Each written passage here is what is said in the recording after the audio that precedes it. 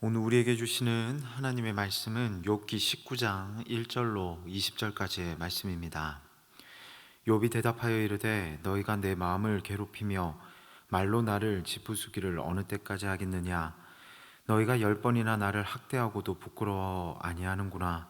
비록 내게 허물이 있다 할지라도 그 허물이 내게만 있느냐. 너희가 참으로 나를 향하여 자만하며 내게 수치스러운 행위가 있다고 증언하려면 하려니와 하나님이 나를 억울하게 하시고 자기 그물로 나를 에워싸신 줄을 알아야 할지니라. 내가 폭행을 당한다고 부르짖으나 응답이 없고 도움을 간구하였으나 정의가 없구나. 그가 내 길을 막아 지나가지 못하게 하시고 내 앞길에 어둠을 두셨으며 나의 영광을 거두어 가시며 나의 관모를 머리에서 벗기시고 사면으로 나를 헐으시니 나는 죽었구나. 내 희망을 나무 뽑듯 뽑으시고 나를 향하여 진노하시고 원수같이 보시는구나. 그 군대가 일제히 나와서 길을 도두고 나를 치며 내 장막을 둘러 진을 쳤구나. 나의 형제들이 나를 멀리 떠나게 하시니 나를 아는 모든 사람이 내게 낯선 사람이 되었구나. 내 친척은 나를 버렸으며 가까운 친지들은 나를 잊었구나. 내 집에 머물러 사는 자와 내 여종들은 나를 낯선 사람으로 여기니 내가 그들 앞에서 타국 사람이 되었구나. 내가 내 종을 불러도 대답하지 아니하니 내 입으로 그에게 간청하여야 하겠구나. 내 아내도 내 숨결을 싫어하며 내 허리의 자식들도 나를 가련하게 여기는구나. 어린아이들까지도 나를 업신여기고 내가 일어나면 나를 조롱하는구나. 나의 가까운 친구들이 나를 미워하며 내가 사랑하는 사람들이 돌이켜 나의 원수가 되었구나. 내 피부와 살이 뼈에 붙었고 남은 것은 겨우 잇몸뿐이로구나. 아멘. 오늘은 욥기 19장 1절부터 20절까지의 말씀을 가지고 짓밟아 높아지려 하는 자와 그것을 당하는 자라는 제목으로 하나님의 말씀 나누고자 합니다. 50보 100보라는 말이 있습니다. 50보 도망친 사람이 100보 도망친 사람을 향해 겁쟁이라고 비웃는다는 데서 나온 말로 좀 낫고 못하고의 차이가 있을 뿐 크게 보면 서로 엇비슷함을 이를 때 나타내는 말입니다. 이 말이 참 재미있는 것은 결과적으로는 두 사람 모두 도망친 사람들이다라는 것입니다. 그런데 이 두 사람 안에도 차별이 있습니다. 50보 도망친 사람은 자기보다 50보 더 나아간 100보 도망친 사람을 나무랍니다. 그리고 더 나아가 자신은 문제가 없는 사람인 양 착각합니다. 제3자의 입장에서 본다면 이 모든 것이 우스울 수밖에 없는 상황입니다. 그런데 사랑하는 성도 여러분, 이런 모습이 우리들에게도 나타나고 있다는 것이 문제입니다. 똑같이 수업 시간에 늦었어도 나보다 1분이라도 더 늦은 이가 있다면 나는 괜찮은 사람이라고 착각합니다. 똑같이 거짓말을 했어도 다른 이의 거짓말이 상대적으로 더 큰 피해를 일으키게 되면 내가 한 거짓말은 괜찮은 것이라고 착각합니다. 똑같이 죄를 지었어도 남이 지은 죄가 더 커 보인다면 나는 죄인이 아닌 것처럼 생각한다라는 것입니다. 50보, 100보임에도 불구하고 상대를 이용해 높아지려 하는 심리가 우리에게서도 발견되고 이런 상황을 우리는 또한 경험하기도 합니다. 오늘 본문에도 욥은 한탄하고 있습니다. 하나님께서 허락하신 고난으로 인해 공동체 안에서 철저히 소외된 이 자신을 바라보며 욥은 탄식하고 또 탄식합니다. 본문 1절부터 5절에서 욥은 계속해서 인과응보의 하나님을 내세우며 욥 자신을 향해 지적을 하고 정죄하는 그 친구들을 비판합니다. 그리고 자신의 억울함을 호소합니다. 이어지는 6절부터 12절에는 틈도 보이지 않는 그물로 물고기를 가두듯 자신을 애워싼 하나님을 향해 하소연하고 탄식합니다. 마지막으로 13절부터 20절에서 하늘이건 친구건 형제들이건 어린아이와의 관계에서까지 모든 관계에서 철저하게 소외된 이 자신을 바라보며 탄식하는 욥을 설명하는 것으로 오늘 본문은 마무리됩니다. 저는 오늘 본문의 내용을 통해 세워짐이라는 단어를 묵상해 보고자 합니다. 먼저는 이 욥의 친구들, 세 친구들의 모습을 생각해 보며 그들을 반면교사 삼아 우리의 삶에 적용해 보고자 합니다. 그리고 둘째로 완벽하게 소외된 욥의 모습을 통해 진정한 세워짐의 과정은 무엇인지 한번 나누어 보고자 합니다. 먼저 오늘 본문 3절부터 5절까지의 말씀입니다. 너희가 10번이나 나를 학대하고도 부끄러워 아니하는구나. 비록 내게 허물이 있다 할지라도 그 허물이 내게만 있느냐. 너희가 참으로 나를 향하여 자만하며 내게 수치스러운 행위가 있다고 증언하려면 하려니와.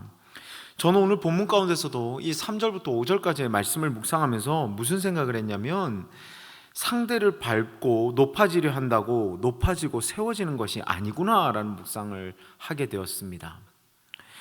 이제까지 친구들의 잘못이 하나님을 인과응보의 하나님으로만 기억하고 재단하는 것이라고만 생각했습니다. 그런데 오늘 본문을 보면 그들에게서 또 다른 잘못이 발견됩니다. 남을 낮춤으로 자신을 세우고자 하는 못된 생각이 그들에게 있었다는 것입니다. 친구들의 이런 잘못은 욥의 고백을 통해서 발견할 수 있습니다. 욥은 본문 4절에서 그 허물이 내게만 있느냐라고 친구들을 향해 소리칩니다. 이를 다르게 이야기하면 너희들에게도 나를 향해 너희들이 이야기하는 잘못이 동일하게 있지 않느냐라는 것입니다. 너희들이 지적하는 잘못이 너희들 스스로도 짓고 있는 것이 아니냐라는 것이죠. 이어서 본문 5절입니다. 너희가 참으로 나를 향하여 자만하며 라는 욥의 한탄이 성경에는 기록되어 있는데요, 이 부분을 우리말 성경에서는 이렇게 기록합니다. 자네들이 진정 나를 짓밟아 높아지려 하고 라고 기록하고 있습니다. 욥은 실망스럽습니다. 이해 안 되는 이야기를 하며 자신을 정죄하는 친구들, 그 모습도 서운하지만 자신과 별반 다를 바 없는 친구들이 자신을 깔아뭉개며 고상한 척하고 있는 그 모습에도 실망감을 느끼는 욥인 것입니다. 서두에서 50보 100보에 대한 이야기를 나누었습니다. 욥의 고백을 살펴보면 욥이나 친구들이나 문제없는 이가 없습니다.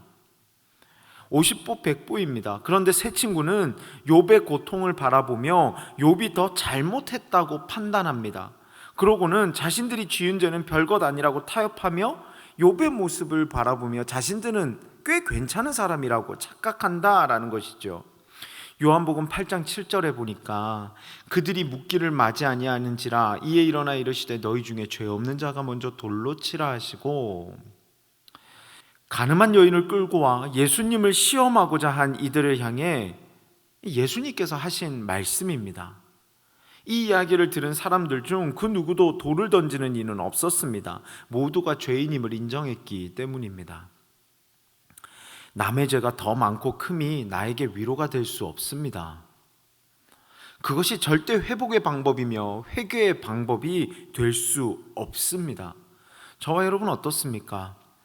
회개를 통한 회복, 곧 세워짐은 상대적 평가가 아닌 절대적 평가임을 기억하는 저와 여러분 되시기를 주님의 이름으로 축원합니다.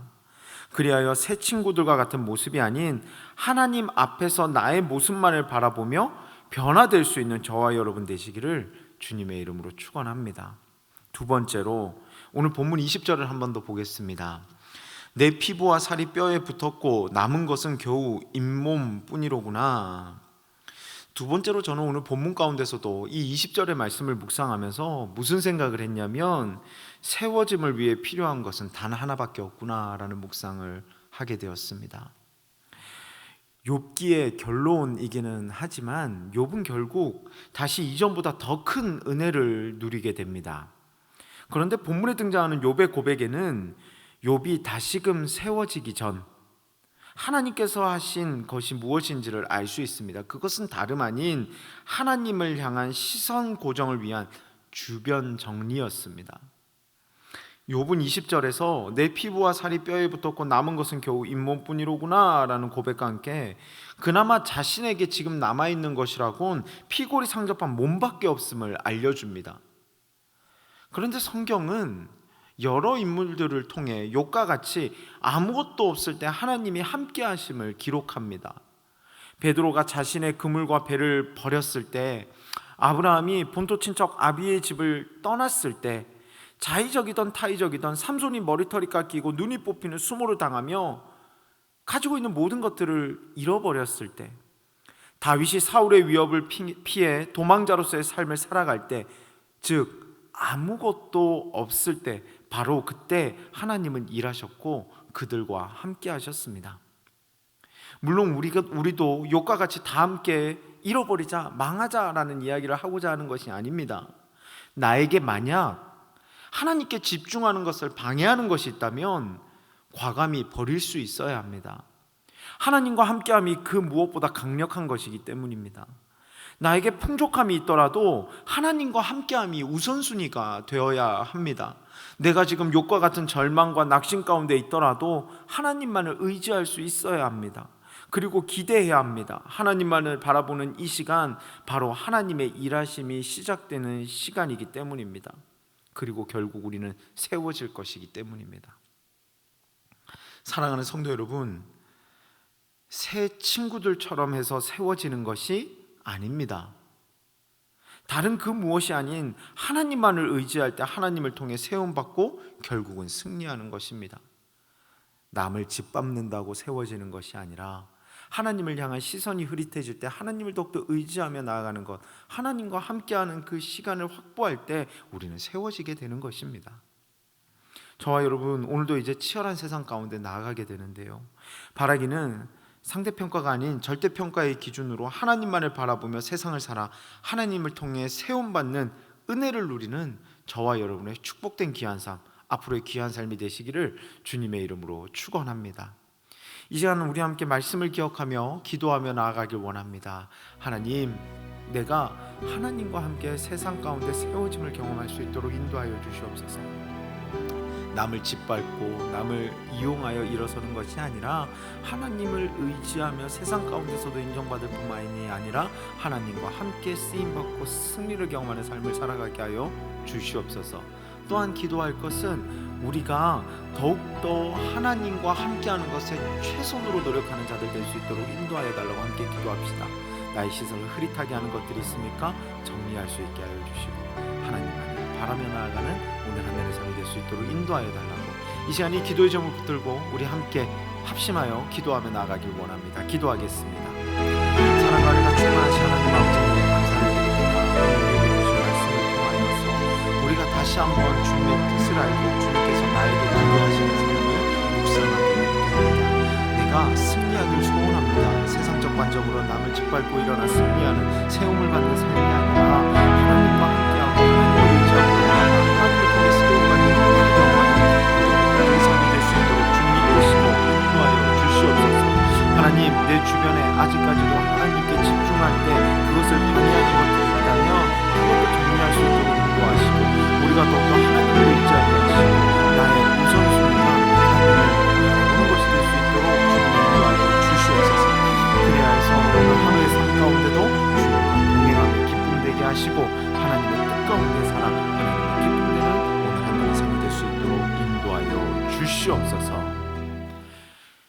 이제는 우리 주 예수 그리스도의 은혜와 하나님 아버지의 극진하신 사랑하심과 성령님의 감화, 감동, 내주 교통하심이 하나님만을 의지하며 나아가, 그리고 하나님만을 바라보며 나아가 하나님을 통해 세임을 얻고 승리를 경험하고 세상을 이기는 자로 세움받는 자로 살기를 소원하는 사랑하는 우리 성도님들의 머리머리 위에와 이들의 가정과 건강과 꿈과 비전과 사업과 그 모든 것들 위에 이제로부터 영원토록 함께 하시기를 간절히 축원하옵나이다.